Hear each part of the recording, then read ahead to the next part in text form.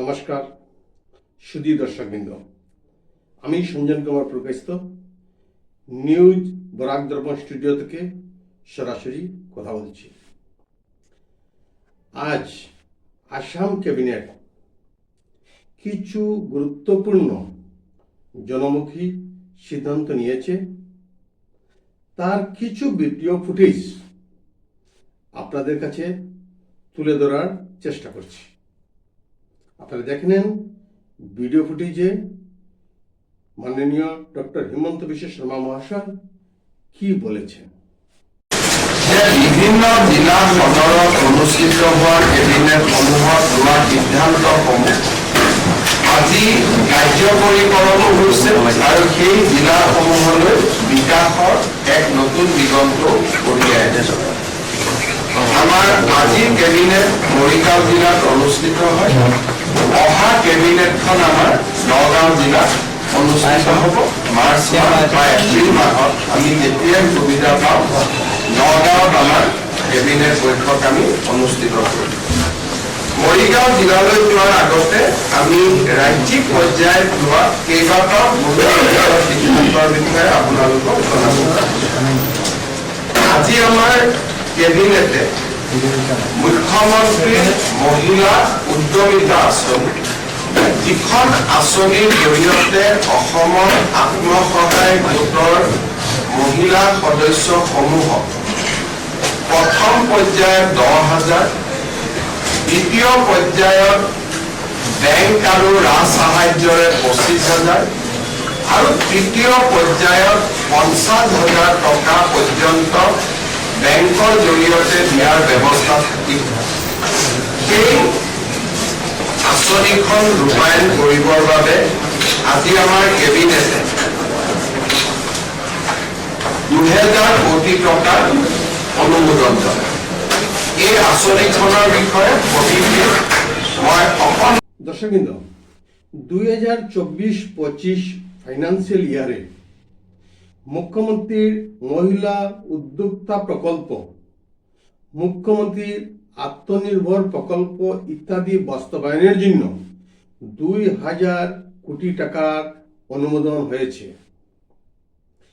মুখ্যমন্ত্রীর মহিলা উদ্যোক্তা প্রকল্প বাস্তবায়নের নির্দেশিকা ও অনুমোদিত হয়েছে।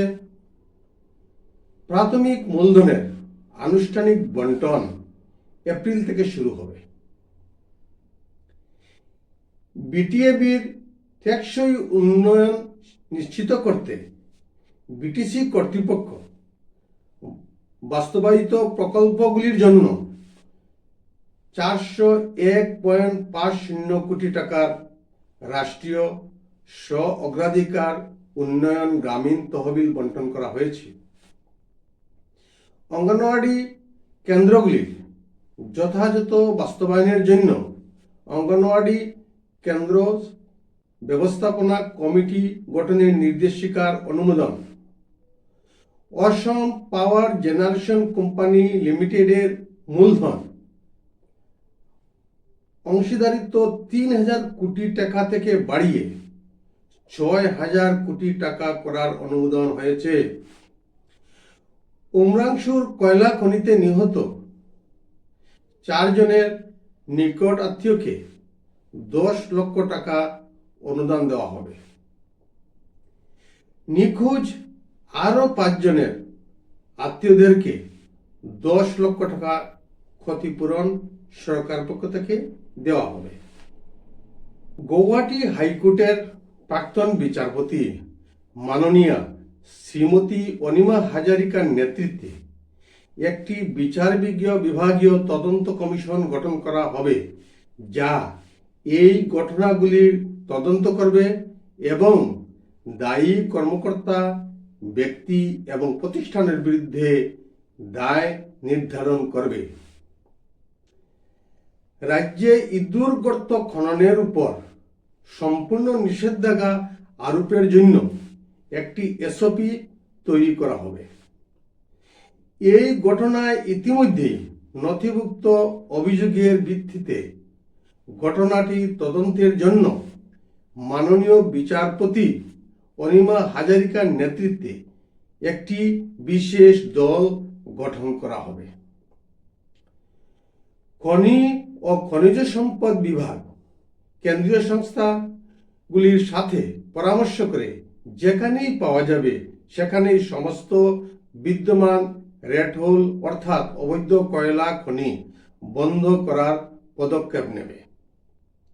এখন শুনে নেন মরিগাঁওয়ের উন্নয়নে মোট 292 কোটি টাকার প্রকল্প অনুমোদিত হয়েছে। বিস্তারিত খবর শুনে নেন।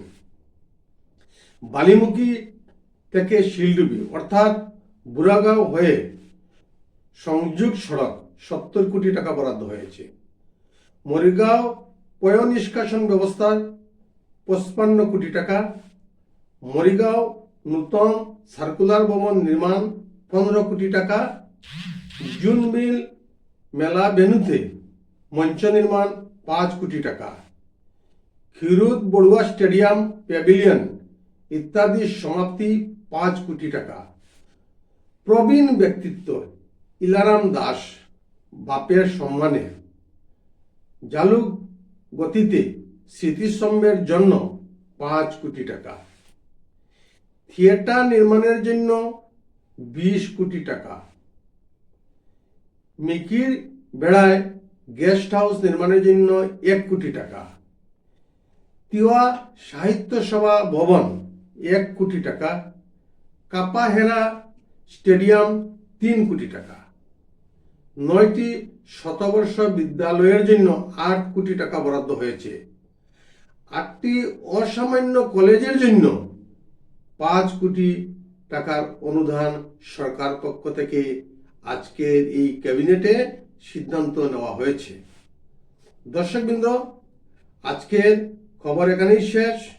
যদি ভালো লাগে আপনারা লাইক, শেয়ার এবং সাবস্ক্রাইব করতে অবশ্যই ভুলবেন না। নিত্য নূতন খবরাখবর আপনাদের সেবায় পৌঁছে দেওয়ার চেষ্টা করব। সবাইকে আজকের মতো এখানেই নমস্কার জানিয়ে বিদায় নিচ্ছি।